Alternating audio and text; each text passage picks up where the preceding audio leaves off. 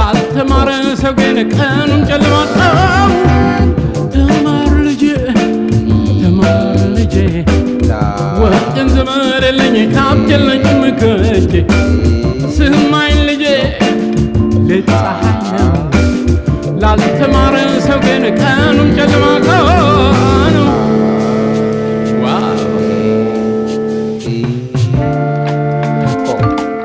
እያለ ሲመክረኝ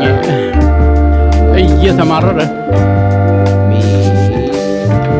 እኔ ግን ውሻዬን አቅፌ ጫወት ነበረ ቢመክረኝ አልሰማው ብስጭቱ ባሰ ሲ ሳ ሴ ስ ሶ ረ ሩ ሪ ራ